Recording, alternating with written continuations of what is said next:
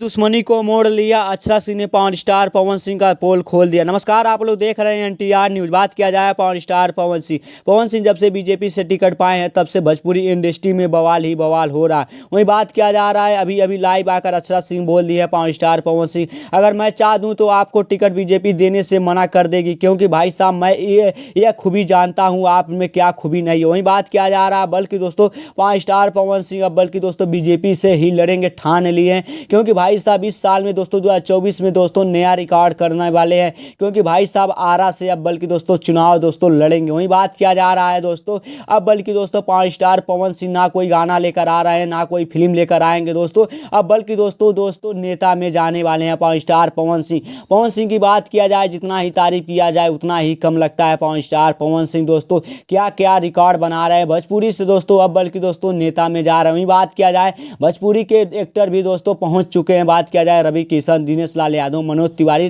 दोस्तों, बल्कि दोस्तों एक एक्टर और जा रहे हैं, गुंजन सिंह भी दोस्तों निर्दल से लड़ने जा रहे हैं। उनको बीजेपी से टिकट नहीं मिला दोस्तों, अब बल्कि दोस्तों पावर स्टार पवन सिंह को बीजेपी ही टिकट दे दी, क्योंकि भाई साहब जिस तरह से कॉन्फिडेंस बढ़ रहा है भोजपुरी में दोस्तों, बड़े बड़े एक्टर भी हैरान हो रहे हैं। हिंदी के एक्टर, बॉलीवुड के एक्टर, अब भोजपुरी कहां तक जाएगी, किस लेवल तक जाएगी दोस्तों। वहीं बात किया जाए, पावर स्टार पवन सिंह दोस्तों भोजपुरी को यहां तक लेकर गए दोस्तों, उन्हीं का देन है। बल्कि दोस्तों पावर स्टार पवन सिंह जो लकीर खींच देते हैं दोस्तों भोजपुरी में, वह रिकॉर्ड बन जाता है। आप लोग बताइए पावर स्टार पवन सिंह चुनाव जीतेंगे या नहीं जीतेंगे, कमेंट में जरूर बताइएगा। नए तो मेरे चैनल को यार फटाफट सब्सक्राइब कर लो ऐसे अपडेट पाने के लिए। मिलते हैं अगले नेक्स्ट वीडियो में, तब तक के लिए जय हिंद, जय भारत।